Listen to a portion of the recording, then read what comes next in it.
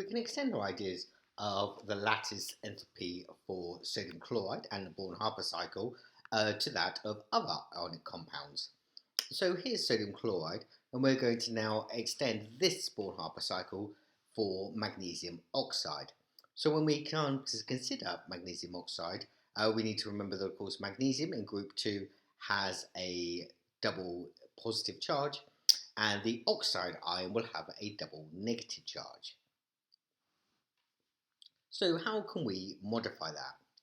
Well, here were our enthalpy changes for sodium and for chlorine to give us sodium chloride. So we can now extend these to give us those for magnesium and oxygen. So we still only need one magnesium and one oxygen to be present. However, we now need to have both the first and the second ionization energy of magnesium and the first and second electron affinity of oxygen. So let's pop those in, and we will first of all just substitute the magnesium values where the sodium and chlorine were. So we haven't yet taken account of the fact that we need to get to Mg2 plus gas and O2 minus gas. Currently you can see we've only managed to get to Mg plus gas and O minus gas. Okay, so how can we do this? Well, we need to include another value on the left hand side. We need to include that second ionization energy of magnesium, and we also need to include the second electron affinity of oxygen. So those are the two definitions that we are going to use and the equations.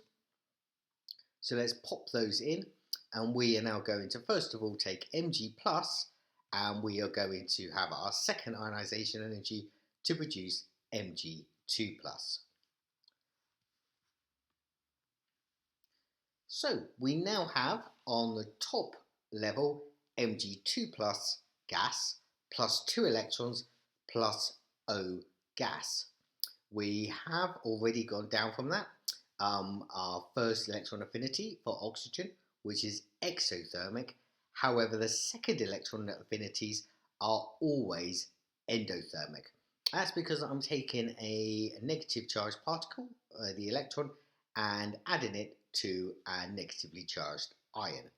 So I have got Mg2 plus gas plus an electron plus O minus, and the second electron affinity is going to go up to give me what I need to produce my lattice enthalpy. Okay, so now that we've got those, you can see it's very straightforward. If we look at the arrow going down, which is the red arrow, we can go that direction, or if you follow the pink arrows, you can just follow the pink arrows. They're all going in the same direction. You're not walking in an opposite direction to the arrow to get to magnesium oxide.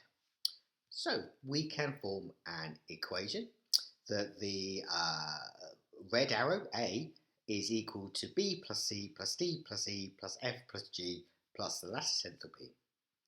We pop the values into those, and we can rearrange that as we did before to give us the overall lattice enthalpy, which is going to be a very large exothermic value of minus 3,845 kilojoules per mole.